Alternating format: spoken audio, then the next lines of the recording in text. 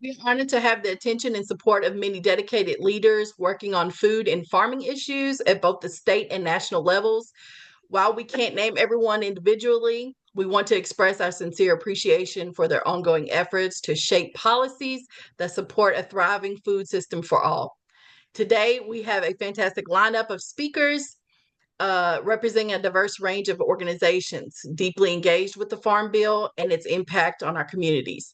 Each speaker will have 7 minutes to speak. Definitely you can speak less than that. And we'll hear from them in the following order. Miss Kimmy from Community Farm Alliance, Rachel Brunner from RAFI, Nicole Grishiri from American Farmland Trust, Tiffany Belfield Elamine from Kentucky Black Farmers Association, Hank Grady from the Sierra Club, Tanya Smith with Kentucky Agriculture Development Advocacy Incorporated, and we hope to have Michael Zachary from the National Resource Conservation Service. Each speaker will share their involvement and advocacy efforts with the Farm Bill, 2 or 3 commitments the organization has made on behalf of the communities they serve, and how they believe cooperation and collaboration work to impact our local and national food systems as we anticipate the awaited new Farm Bill legislation that's long overdue. Following these presentations, we will have the privilege of hearing brief testimonials from guest community members and farmers invited to speak, offering their perspectives. Finally, we will open the floor for Q&A. Give me 1 second, you all.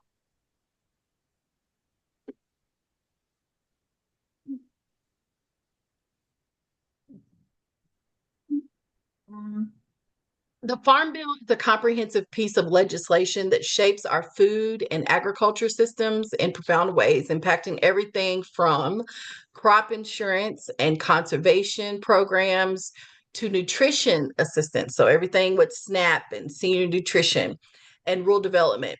Understanding its complexities and advocating for policies that reflect our values is crucial for building a more just, sustainable, and resilient food future, both here in Kentucky, which is where I'm from, and across the nation. But without further ado, we will have our speakers start. And first up, we'll have Miss Kimmy Ishmael from Community Farm Alliance. The floor is yours. Thank you. All right. Thank you, Letitia. I am, oops, sorry about that. I could not see. Sorry. Okay. Oh my gosh, I'm so sorry. I clicked on the wrong share. I'm so sorry, Letitia. Okay. Now, oh my gosh, I am so sorry. Keeps going back to the wrong one because it won't show unless it's in presenter view and it will pause screen sharing. So, okay, there we go. Okay.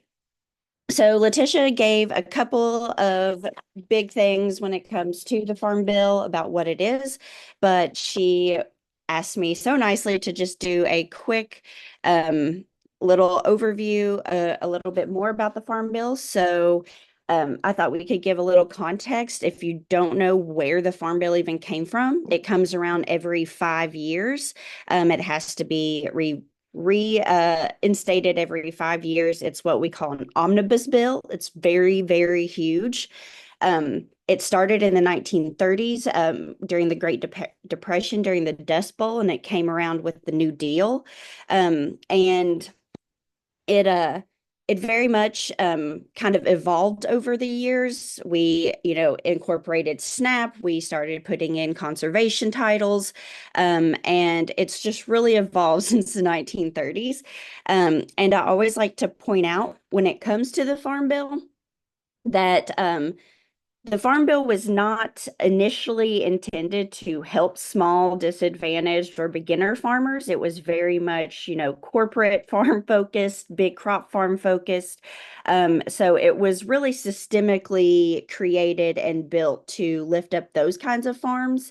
And it's been harder and harder over the course of its evolution to incorporate programs that really impact small farms. So, and of course, we know it's systemically also built to try to keep people out of participating and things like that. So Letitia included, what are some of these titles that are included in there? There are 12.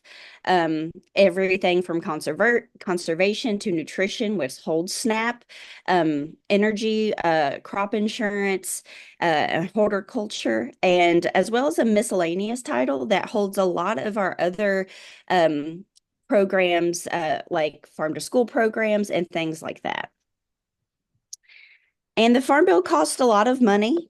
With all of those titles that I just showed you all, almost 80% of it goes to SNAP programs.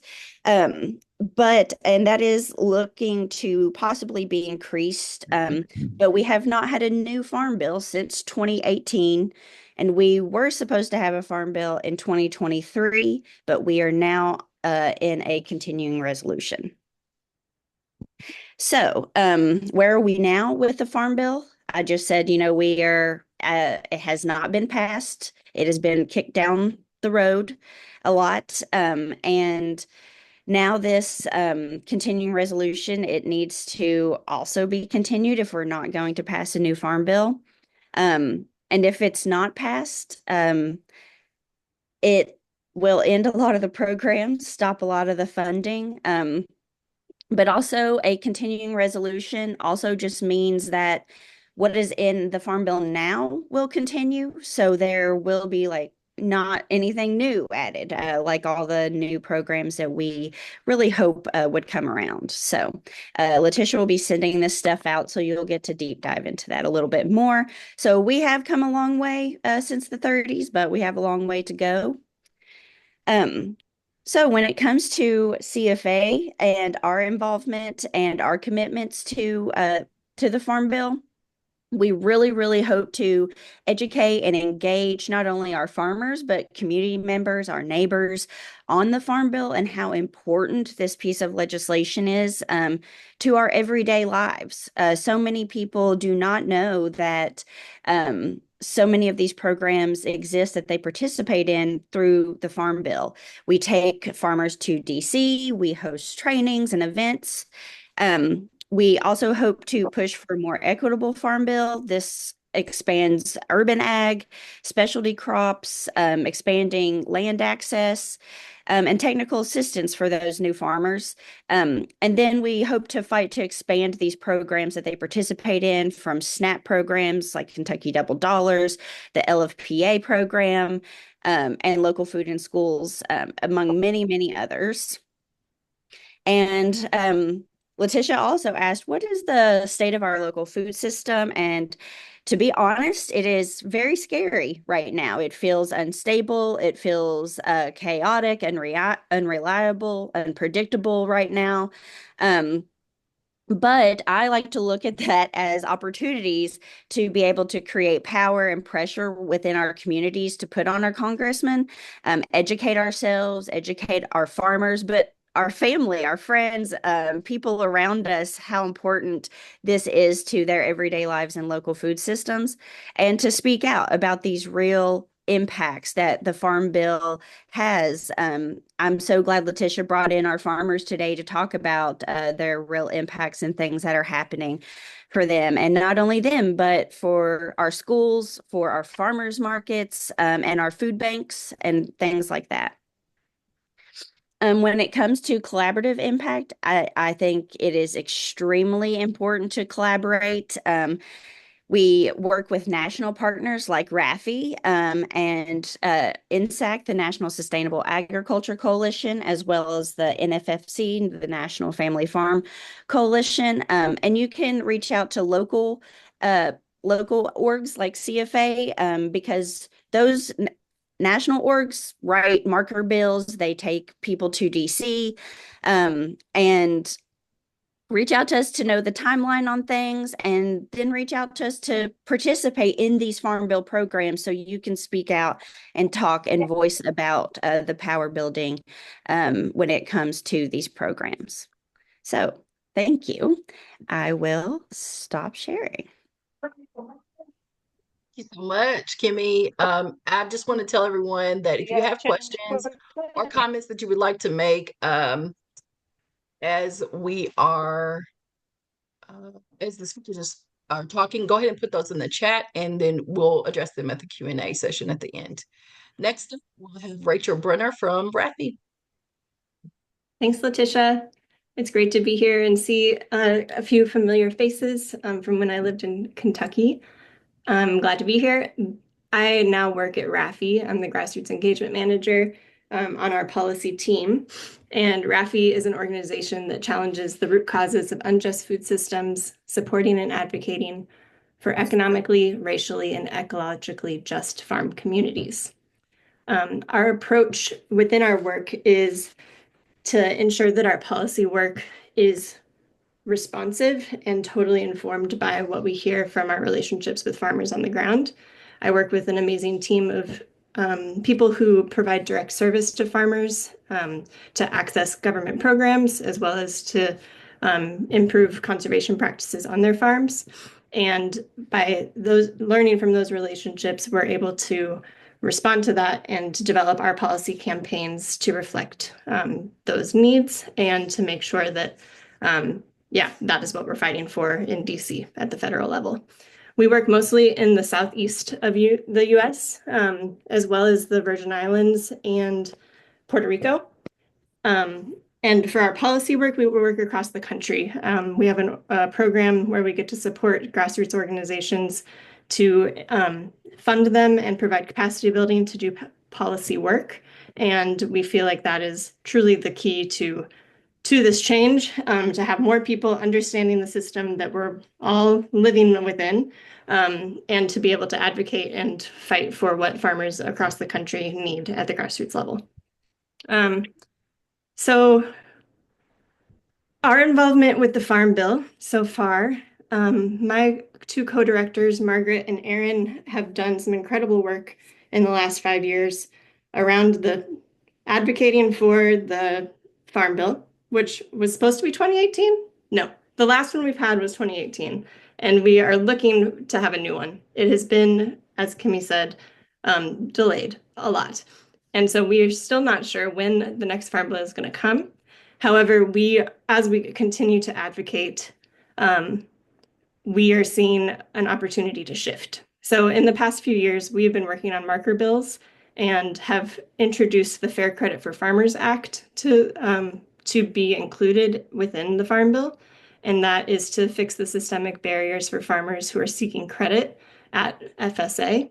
And that came directly from what we learned from our casework with farmers, that a lot of small farmers don't have access to credit and to money to get started to begin with. So breaking down those barriers, as well as making sure that if they receive a loan, that they're not risking their homes and their livelihoods to have that. If their contracts fall out, then they're still able to live with where they live, and it's not at risk of losing their houses as well. Another marker bill we've worked on is called the Packers and Stockyards Act. We've done rulemaking and anti-corporate power work because of the work that we have done with so many poultry growers in the Southeast.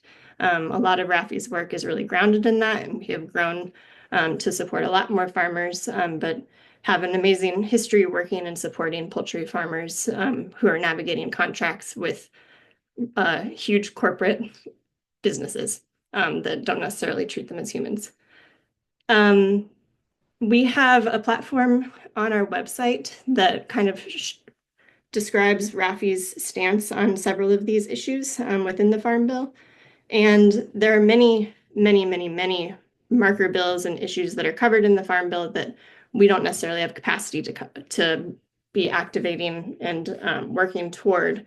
And so We do support our partners and other organizations and our coalitions in work that they're doing so that we're all taking turns, taking the lead on different efforts and then supporting each other and signing on to either action alerts or signing on in support of certain bills as things are introduced.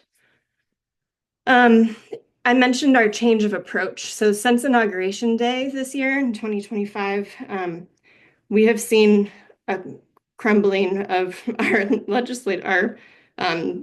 our system of power and our checks and balances. And so we see now that Farm Bill work and Farm Bill advocacy is also advocating our work advocating for Congress to maintain power and for the executive branch to respect the decisions that Congress makes.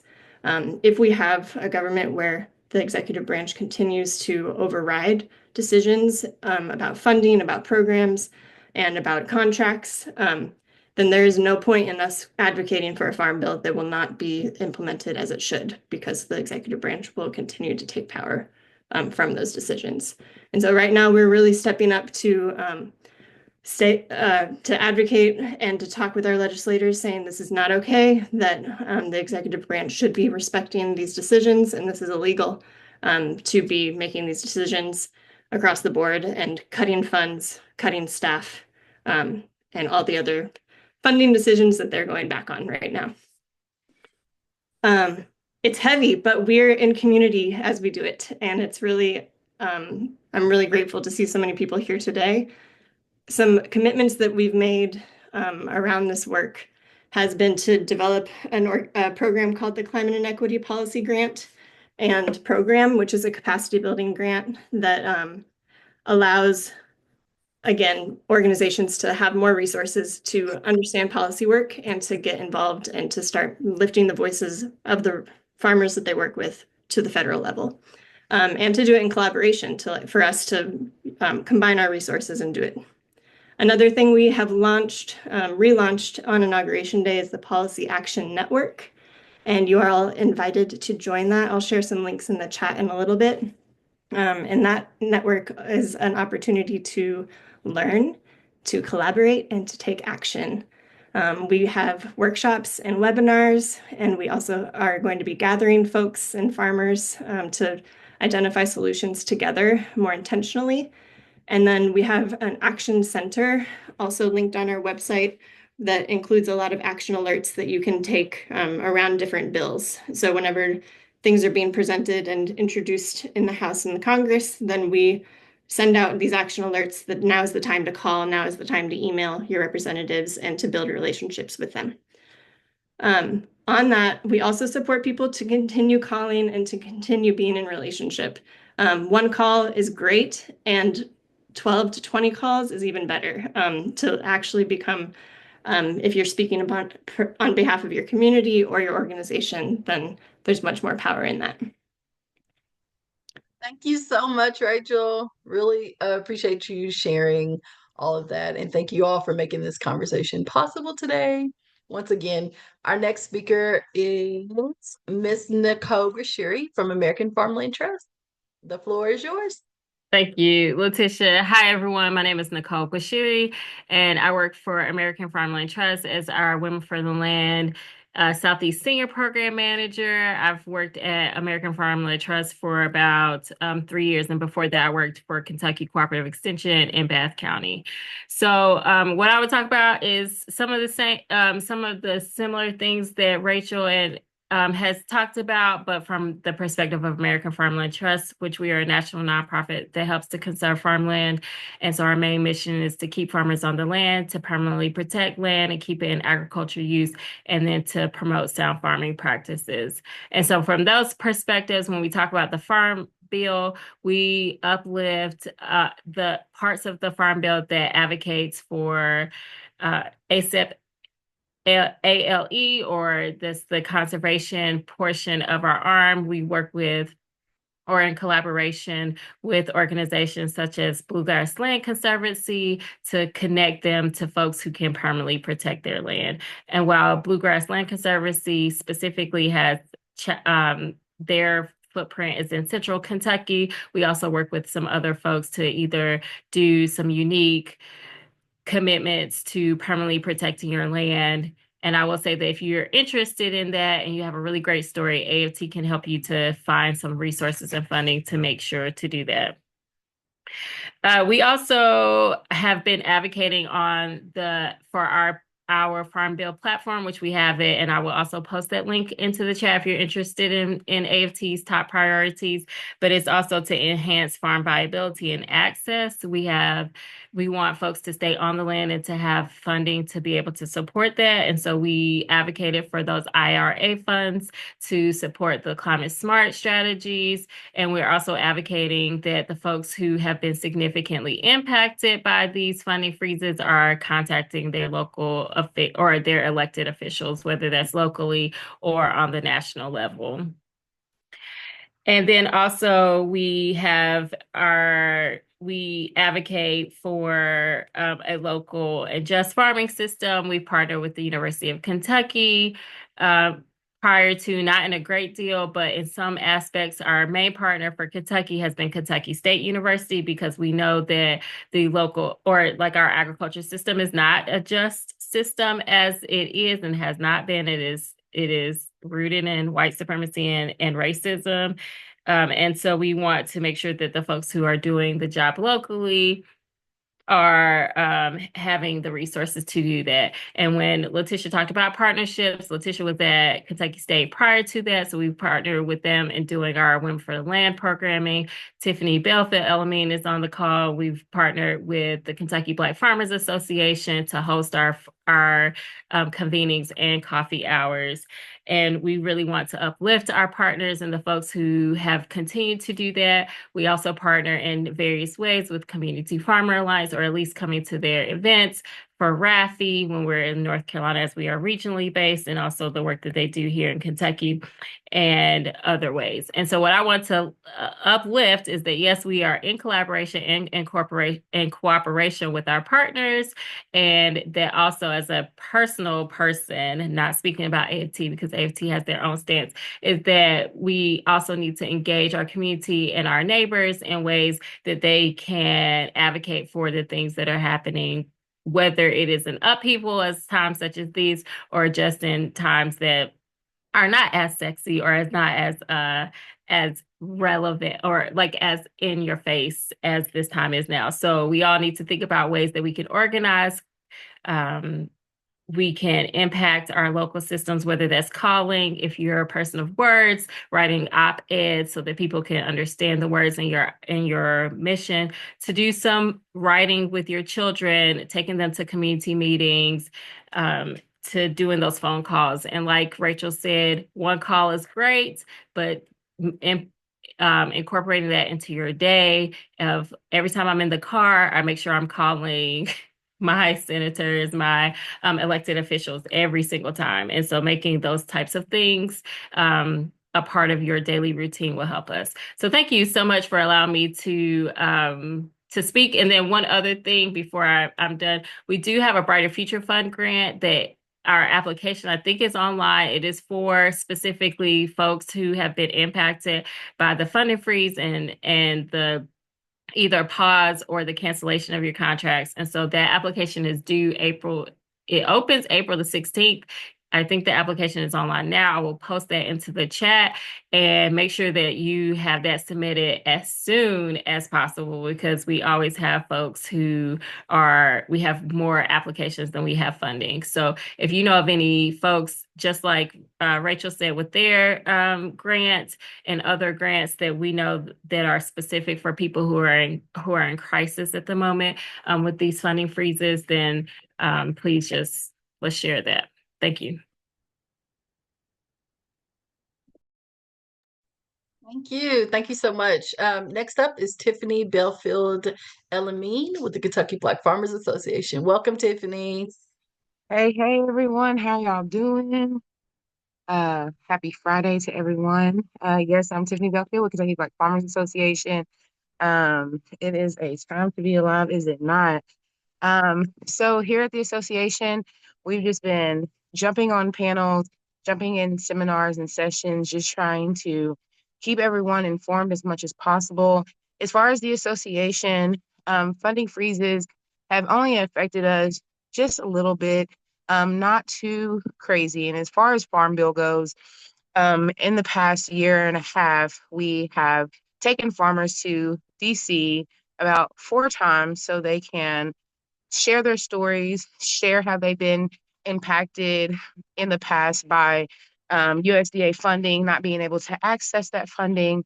We have worked very closely with National Family Farm Coalition, with INSAC, and with the Federation of Southern Cooperatives. We actually adopted the Federation's Farm Bill, um, their priorities, and the things that really stuck out to us was how the crop insurance was going to roll out, and also how FSA loans were going to be enacted. The biggest thing was how the FSA loans, how the collateral was going to be instituted. Far as like if I have a FSA loan and it's for a little bit and I can't make my bill and you want to come and take my whole land or my whole collateral, that doesn't add up. It doesn't make sense. And it's not even my land is worth more than what the actual loan was. And that is a lot of what the FSA was doing, and a lot of reason why farmlands in the South, Black farmland was getting taken away. And a lot of what happened when all of the FSA discrimination, the folks were getting that money back because it was discriminatory. And so as we went and farmers told stories, that was the biggest push that we wanted to see in the Farm Bill, those things be in place. Now, as we know, Farm Bill is still going on or whatever have you. So we continue to take farmers to DC. We just had one of our members, Miss Icerine Ford, go up with NFFC and talk about some of the national level bills as far as dairy farming, and also poultry farming, and some of the things that could allow more equitable ways of processing, fighting against institutional buyouts and things of that nature, keeping small farms safe and equitable. Um, because at the end of the day, most of our farmers are small farmers. They're not even mid-scale as far as not large scale. And most of our farmers want to remain homesteaders. They want to feed their communities. They want to continue to pour in. Some of them are still giving their food away because at the end of the day, we want to feed ourselves. We want to feed our communities. We want to build our businesses to the point where we aren't struggling. And the competition with big buyouts is crazy and it might continue. And at the end of the day, we have to make sure that we can protect one another. And that is what Kentucky Black Farmers Association is doing, not only at a federal level, but at a state level too. And so yes, we continue to talk about Farm Bill, but we also talk about state level legislation too. So the policy advocacy is there. We are working to build cooperatives and cooperative development. We have working groups going on. So if anybody wants to join working groups around co-ops, we have a educational workshop. Educational outreach, which we're sending young farmers, families, and getting things in order for the fall to go to DC again. Please let us know. We are online. We have our email, kbfassociation@gmail.com. And our website is kbfassociation.org. There's a million ways that you all can stay connected. We just had the Kentucky Black Farmers Conference, which was phenomenal. It was in Louisville. And we're just continuing to build that policy leg, working alongside KADA with Tanya Smith, doing workshops like this with Miss Letitia Marshall, working alongside American Farmland Trust and Kentucky State University, and just building that arm. Like that's all I can say, because for years prior to the past 2 years and before Farm Bill, and we were going up to DC, the storyline was they did not know that us farmers existed. They didn't know that Black farmer stories existed. When Inflation Reduction Act happened, there were less than 10 Black farmers who had FSA loans who could even get that type of residual back to them. So it's up to us to continue to build the capacity to have our stories told, to take trips, and take the opportunities to make sure that we're here, and continue to create the visibility.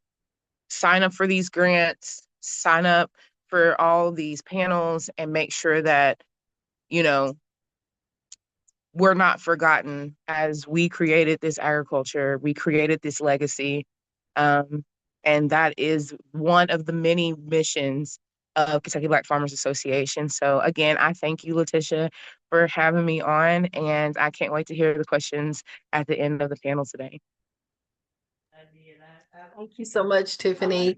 Next up, we have Hank Grady with the Sierra Club.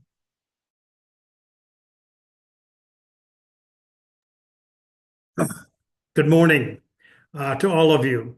I am in Versailles, Kentucky, and my family farms in Woodford County. I put the name of the farm in the chat, Welcome Hall Farm. And we have been part of Farm Bill conservation programs. Currently, we are trying to qualify for ASEP funding to put a conservation easement on the farm. So I was interested in the discussion about ASEP, agriculture conservation easements.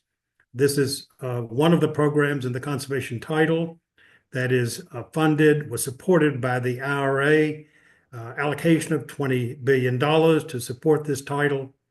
And that has been a priority for the Sierra Club for this farm bill. Again, I am from a farming family, but I do want to acknowledge that the Sierra Club is not traditionally considered a farm-focused organization. However, I have been trying to change that in Kentucky, and I've been trying to change the larger Sierra Club. And in doing that, in 2021, I invited folks across Kentucky to speak to a Sierra Club program where we launched what was then called the Kentucky Thrives program, what is now the Healthy Food, Healthy Earth program. I put the Sierra Club website in the chat, and I would encourage you to visit the website and get more details about our efforts. We've also prepared flyers that Julia, who's on the call, has sent to Letitia, and I think they will be distributed to the participants in this call. There's a lot on those, and I want to highlight a little of the things that we are working on. First of all, in terms of the things that we have done, first, we started with a collaboration. So we began by asking Community Farm Alliance and the Food Literacy Project in Louisville and Seed Leaf in Lexington and the Kentucky Black Soil, I see Ashley Smith.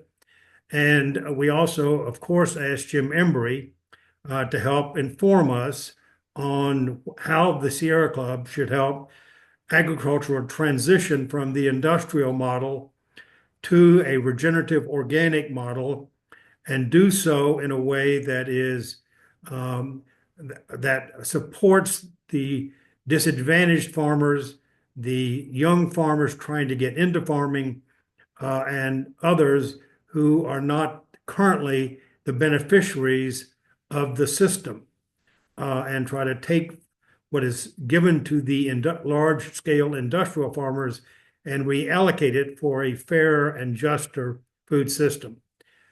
So we had advice from those folks, including Kentucky Department of Agriculture and others, when we started the program. Some of Tiffany was and Jim were at our annual gathering in 2022 to help keep us on track. Thank you. And in 2023, we focused on the Farm Bill. We helped the Sierra Club have a lobby event in September We brought 40 Sierrans from across the country. We had a strong Kentucky team. Again, Julia was there, and Ashley. I think I saw Ashley's uh, registered, and we had a good team of 8 people, and we had a lobby event hoping to build a better farm bill in 2023. That failed. So we tried again in 2024. We sent a smaller group, 10 people. We visited 35 offices, hoping for a 2024 farm bill. That failed. And we now have some funding to send a team of Sierrans and friends to Congress either in July or September to try to have a 2025 farm bill. We are partners, members of NSAC.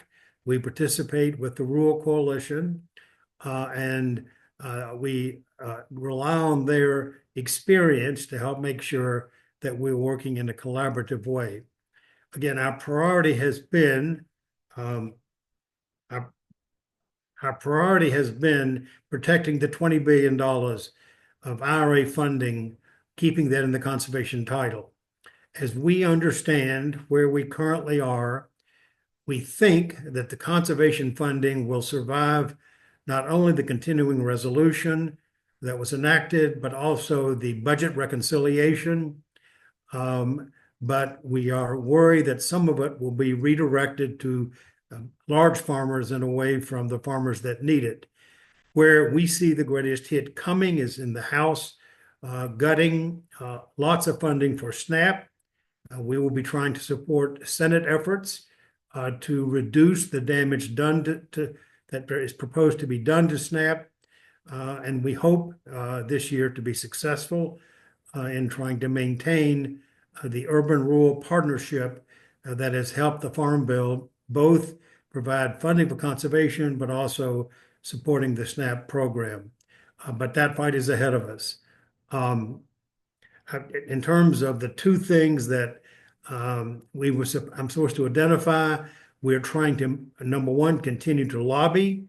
As I said, we're working on our 3rd lobby event. I'm looking at the time. I think I have a minute left, but I want to reemphasize collaboration. We attended last year's Kentucky Black Farmers Conference, where we learned about the local food purchasing agreement program. It was a very exciting program. We were very excited that people at that conference were excited about this program. And of course, we're dismayed that it has been gutted and that this administration seems to be sending lots of money to big industrial farmers and taking money away from small and medium-sized farmers, disadvantaged farmers, young farmers, and taking money away from food banks and school. I'm taking money away from food banks and schools. I heard the secretary describe providing food to food banks as a leftist conspiracy, which is an absurd criticism. And so the Sierra Club will try to help you all and this nation express outrage at that attitude and try to restore the local purchasing agreement programs, the local food for schools programs, and other programs that need to be supported. I do want to emphasize one of our priorities, the Ag Resiliency Act.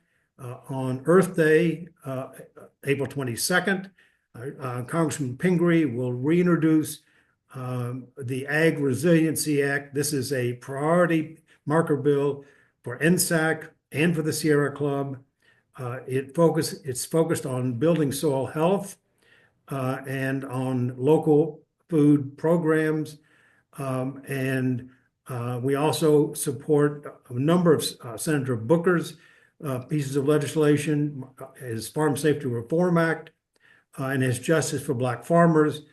These are bills that we want to see in the next Farm Bill. We'll be working as hard as we can for it. But I think my 7 minutes are about expired. So I will rest. Thank you. Incredible. Thank you so much for sharing. Next up, we have Miss Tanya Smith. Are you in the house? I am. I There am. she is. Hello. I'm Tanya Smith with Kentucky Ag Development Advocacy. I do conservation work, provide conservation funding, outreach and education, and discuss farmers' concerns at the state and national level. Over the past few weeks, I have been in conversations since the beginning of the new office with USDA Weekly.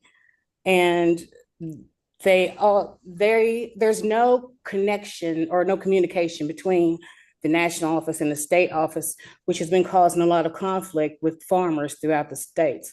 I've also been working in various states and also getting their concerns and efforts that they're doing on the ground, and also in conversations with international research offices and corporations in order to see how state stories within the US can get told. A lot of people are unaware of their international leverage as far as shadow reporting, testimonies to the UN, in order to get farmers' stories told, in order to get corporate sponsors from an international aspect, in order to receive funding. Because in international levels, it's a huge push for regenerative agriculture. And also, with that being said, they fund a lot of programs within the United States that a lot of Kentucky farmers are unaware of. Another thing is a lot of people do not realize that they could also leverage human rights through global initiatives, through to the dismantling of DEI programs. So you can also file a complaint through US organizations, and individuals can file a complaint through international bodies, UN human rights councils, Inter-American Commission, in order to get their voices heard and to get some of these violations that's been done to farmers and these organizations to have more of a global impact. What's first started out as just an ag focus, I've realized now it's more of a push of community efforts for everyone's involvement to get the word out to people in order to what's going on. And I feel like the more we all collaborate and we all push for the work that we do within our lane, that we can have more of a greater progress for change in this current climate. And that's basically it. Alrighty, thank you. Thank you so much for sharing. Have never thought about the perspective of like advocating globally. That's interesting. Yeah, because And how a lot of mhm. people are unaware of, farmer stories in the US, and the impact that it has on regenerative ag and what the work that they do. Big ag stories gets told internationally, and they also receive funding internationally. But a lot of small scale farmers miss that pocket of change due to, nobody advocates for them on a global level. So therefore, if we could get our stories told internationally for small scale farmers, then we also are aware of corporations that fund practices that US farmers initiate. And I know a lot of organizations that I currently collaborate with are doing that now. And not only that, though, as far as getting back to the Farm Bill, sorry, I missed that part, but I'll collaborate with a lot of organizations. And through this, what they have informed me and at the national office is that a lot of these grants that got dismantled, they're trying to reword them and restructure them in order to implement them in the Farm Bill. So I don't know how that will go, but we'll see. Can you share more about what the rewording is? I know we're not in our Q&A session yet, but just if you don't mind elaborating. Well, it's just like, as far as like my funding was not, it was frozen for like a couple of weeks, but that was it. But so what they tell me at the national office, which they don't communicate with the state office, is, everything goes into review. And so I get a heads up when it's going into review, what the outcome in, what type of wording would be pulled out in order to get it pushed to the next level for funding. So what they've currently done is, so when people could participate in or apply for advances, it was under amendment portal. So what they did is they shut down the amendment portal so organizations couldn't get advanced. So that organization's funding would be sitting there since January the 20th. And if that organization wasn't aware of, they could just move that advance to a reimbursement portal, then they would get funding. But a lot of organizations, the state level, a lot of people just didn't know that until, because they don't have that, I guess, rapport with the national office.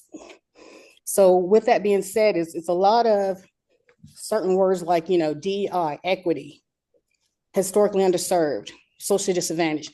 They went in and pulled all that wording out of these contracts for review and reworded it to say, hey, we're going to leverage all farmers. We're going to leverage farmers who are into specialty crops. We're going to leverage farmers who are into not so much as regenerative ag, but let's say conservation, forestry, just general terms that has nothing to throw out a red flag. And then once those words are removed, it gets pushed to a different office to where she reviews it and approves it. And a lot of people aren't aware of, there's only one person who are approving this funding for the whole state due to the push, due to, a lot of people are being unemployed or being fired right now. So that's the reason there's such a long delay of people's funding, for people receiving their funding. All right. Thank you so much for sharing. Now we're going to have, well, first off, thank you to all the speakers, right? For being here and sharing your thoughts and insights, your commitments. And so thank you so much. We're going to hear from some individuals from our communities who are experiencing the realities and shaping the future of our food system firsthand, maybe some of the realities that the funding freezes have caused or the delay in the farm bill has caused. And so we'll hear their testimonials. If you are a farmer and you are going to speak, please identify yourself as so, or the organization that you represent, or maybe you're just representing yourself. Okay, that's fine. Just share. And then we will move to our Q&A session right after them. We have 3 people. So first we have Tatum, who is the president of the Kentucky Black Farmers Association. You can take the floor right now, and then we'll have Mariah and Jody with Beargrass Thunder, and then Nicole with City Girl with Country Roots. Thank you, Letitia. How's everyone doing this afternoon? Great. My name's Tatum Lewis. As Letitia said, I am currently the sitting board president of Kentucky Black Farmers Association, also a technician for CADA for Biochar Initiative in the state of Kentucky, and also landowner and operator of Black Roots Farms out of Winchester, Kentucky. Thank y'all for letting me on this panel. It's definitely within my lane of learning as a new farmer, even though I'm a generational farmer. I took some distance when I got out of high school and went to college, graduate of UK. I didn't come back to the land, and I didn't realize how important it was until COVID hit, where I was working in food distribution for Save a Lot. And we noticed all the impact that was happening from our major industries and receiving food from domestics and international exports. And it bothered me while owning this farm that we never created a collaboration that had our own local food systems within mind and in goal to protect. And during COVID, delivering food to people in my neighborhood kept the farm afloat, but also created that collaboration and that building block with the community by providing them with food, low cost, where they couldn't reach grocery stores or reach to food pantries and make it there, especially our elders, our older folks who can't travel and have transportation to get to places. So the collaboration, especially with, Kentucky Black Soil with Ashley Smith, I think should come on here, KBFA, Tiffany and them, CFA with Kimmy, learning all this and participating in this and being in the rooms where most of the time Black underserved farmers are not in those spaces to either hear or voice their opinion. Just a voice in the dark, screaming and wailing for help. It's kind of funny, and it's in a sense reluctant for me to say that with all the issues going on the federal level, it's words from certain farmers and different farmers that I've noticed. Some of this doesn't bother them because we've been without the resources for so long. So it's a game above our heads. The resources, the funding, hearing people laid off, hearing my white farmers who lived off of grants not have those no more and trying to figure it out what they're going to do in a contingency plan where, you know, underserved farmers have always been resistant and resilient, doing it their own way and finding these collaborations to create these networks to get their products moved from value added to wholesale products in places where we find those niches.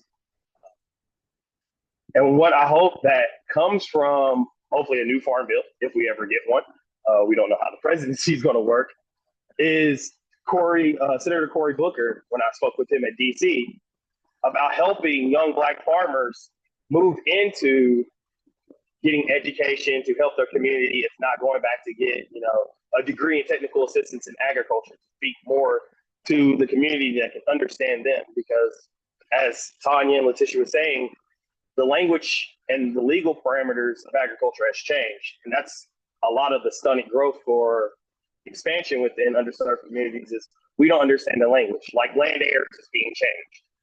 We will no longer have land heirs within the United States government or how we operate moving land and trust around. So understanding those before it's a reactive countermeasure and we're, you know, scrambling around trying to figure out how to save a family farm or access land and money and put it into, you know, a trust or an agreement that corporations can't take over. And that's one of the things that a lot of our farmers are worried about is corporations coming in with a high dollar amount and buying them out with the laws that's changed. That's right. Especially after ARPA failed majority of the United States, from underserved white farmers to underserved Black farmers, where, you know, I, as a recipient of one of the 10 in the state of Kentucky of an FSA USDA loan for operation and land, was awarded 120% back from ARPA, but then it got caught up in litigation. And now that became IRA. So everybody's moved on to IRA, but forgets that ARPA was essentially our 40 acres and a mule. So when that got hashed out, it definitely pushed me into more of understanding how this happened, how this could happen, because during COVID, you know, underserved farmers was our food supply, our food chain. While things couldn't get in, you went to your farmer's market, you went to your local farmer. Your city folks, your urban active folks, they didn't have that access, but now they're gaining that access. So it became a force to adapt.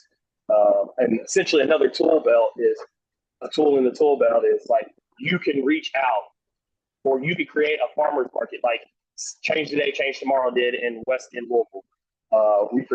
Black Roots participated in bringing food from Central Kentucky all the way to Western Kentucky or Louisville to make sure people in the community that look like me have food that's healthy, that works with their health, and provides them substance without worry. So it's a long road, but collaborations, like any team sport, it helps build, it helps educate, it gives everybody, it strengthens people who have weak areas. So I hope going forward we reach out and talk to more people. That's all I got. Thank you so much, Tatum. Appreciate that. Next up, we have Mariah and Jody with Beargrass Thunder. Hello. Thank you so much for having us. Want to also thank RAFI for helping sponsor this and getting all of us together. My name's Jody. And I'm Mariah. And together we make up a landscape company named Beargrass Thunder. And part of the reason that we are here is because we care about local policy that impacts agriculture as well as native plant restoration within urban settings. We, over 5 years, with the help of many other partners, helped change the Louisville Weeds Ordinance, which for 90 years prohibited any agricultural or flower growth taller than 10 inches tall in the city of Louisville. That was recently changed, and this year, or rather last year, we helped change 4 suburban city codes to also reflect that.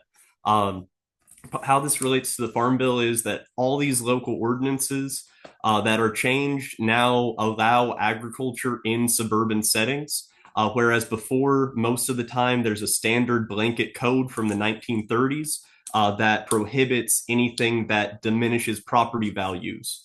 And when agriculture is then changed into suburban development, a lot of times the only thing that is planted is mandatory 2-inch mowed grass. And so by changing these laws, we're able to allow for more people to apply for programs, whereas before it was an impossibility. I think that one thing that we can do, especially now, is with the recent floods, there's a lot of talk about floodplains and wetland restorations, specifically wetland easements or other things that especially property owners have asked us about in these areas. And I also think that in terms of Floyd's Fork, Southwest, and Southeast Jefferson County, where agriculture and agricultural areas are being impacted by suburban development, there is incredible demand now that these laws have changed to allow for much more grassland habitat, whereas before, especially in open areas, that was mandated to be mowed. There are some suburban cities that we still need some work on. Shively, for instance, actually demolished their community garden because of their weeds ordinance, and they use tax money to do that. So, speaking to these suburban politicians and decision makers, especially where it relates to the national level, if a decision maker lives on a 5-acre mowed grass area, a lot of times you have to explain to them how agriculture and soil and some of these conservation practices work. But as long as we reflect that back about being able to use your land to, as you see fit, of these ordinances and a lot of these restrictions actually are very simple to change once you're in the room. So there is a lot of optimism there for changing these laws. And I think that really what it does is it expands the amount of people that have that touch into food that they wouldn't originally. And it expands the amount of advocates that you can have when the people that normally aren't so plugged into their food system are realizing how unstable it is. They become interested in gardening themselves.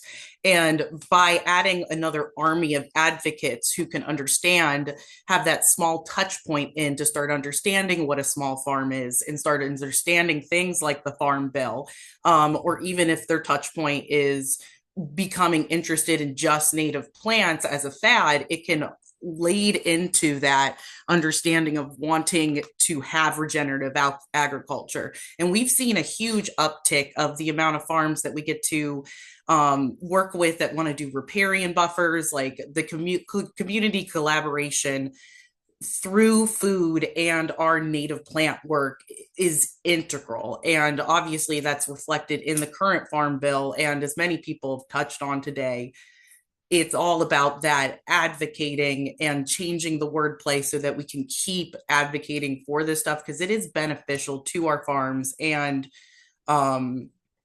to kind of keeping this going. I personally know people that were ready to get started on large riparian buffers that have been staylaid, with everything that is going on. So the interest is growing, and it's not just in young people, it's in everybody when they realize there's that food insecurity. So I think that's part of where our advocacy really comes from. And I think from doing that advocacy, you can also really find touch points for how to speak to the other side. Because we've managed to kind of corral both ends of the spectrum into respecting what is going on when you can kind of go through it. So it's possible and it's able to build that pressure. We've done it on this small local scale. It makes you feel extremely empowered when you're able to do it. And I think we could take that momentum and go all the way to what Tanya was talking about with the global, kind of representation. So that building of power is there and able, and I hope everyone can feel it. And the last bit that I will touch on is talking about a local food system. There are so many ways that we can repurpose what is existing in urban settings, vacant lots, on-street parking spaces, all we need to do is just change the permitting process and the way that we look at how those spaces are used. A pop-up market stall on a street with a road closure, all that is a block party permit, and the Metro actually just came out with a new streetery application where a parking space on-street parking can be converted into a vendor stall with an application. So all that being said, there's ways that we can use the existing infrastructure, including parking lots, including on-street road spaces, to really create a pop-up farmers market in less than 48 hours with the right process. But we have to make sure that we carry this momentum for city officials and for these other groups that are impacted not only by flooding, but also with a severe lack of food access outside of shipping everything in. So having things done on intersections that are nearby to food producers, whether that's hydroponics, indoors, we could create monthly block parties that turn into farmers markets in high traffic, high density areas without the need for creating traffic and creating a large amount of cars if we plan it Is right. So I'm very incredible. excited. Thank Yeah, you so yeah. much. Thank you so much. Those are some great ideas. And actually, the ordinance about the application for the, yeah, we have to talk more about that later because I got some bills. But thank you so much. Last, we're going to hear from, last but not least, Nicole with City Girl from Country Roots. Are you still in the house, Miss Nicole? I see you.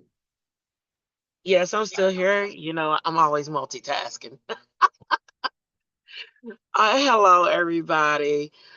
I am Nicole with City Girl from Country Roots. I'm an urban farmer here in Louisville.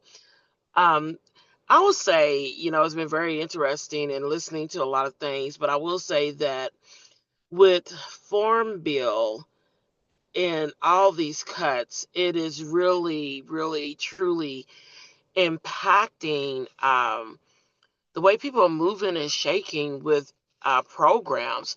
I know, like Letitia and I, we work hand in hand with a few different things going on here in Louisville, and some of the things that we normally would be able to do, the funding has, of course, been taken away or on pause, and that is definitely going to affect a lot of the different communities that we have been able to help and a lot of different other outreach programs that we have been able to service.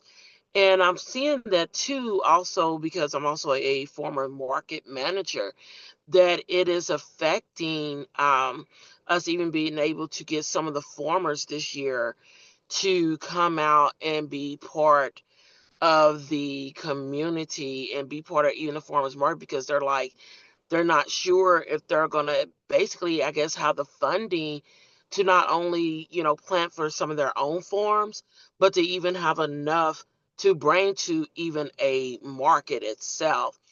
And as I was telling Letitia the other day too, I know of another uh, basic community garden that was supposed to be going in, but now due to the cuts, places like Park Alliance and them, who was trying to put in this other community garden for the West End part of Louisville, now it's like that is a possibility of being on hold because they have lost all their funding and they're not even sure, like companies who, like, was it Brown and Foreman, who had said that they would donate money, they're now packing up and leaving.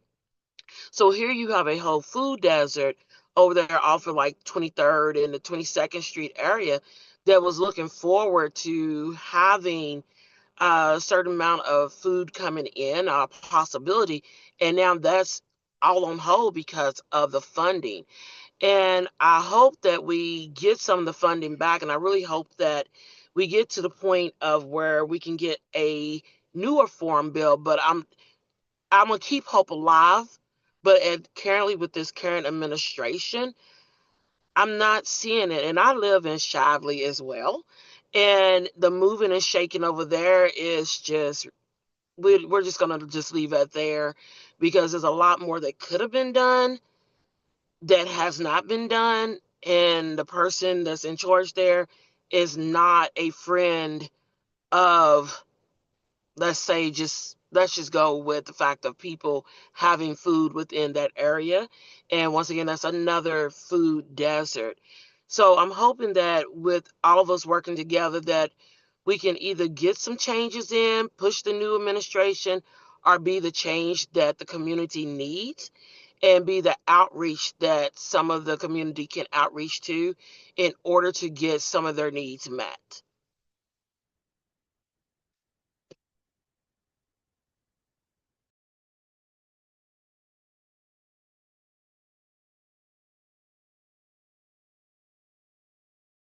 Thank you, Nicole. Thank you so much. Thank you to everyone that has joined us today. This is the end of all the speakers. Are there any questions, any thoughts, any concerns from anyone else in the house that you would like to voice now that we're together?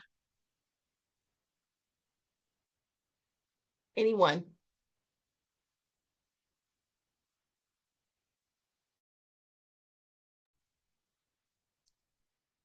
Help me if I can't see hands raised. Questions in the chat? All right. Well, we will wrap it up then. Thank you all so much for attending today, for your support of this webinar, and for the work that you are doing with or without funding. Because one thing I know is we're going to figure it out. Well, we work with what we got. The little bit that we got, we figure it out. And I'm so grateful to be in communion with all of you all at this time, and in solidarity with you all as well. So till next time, peace. Thank you so much.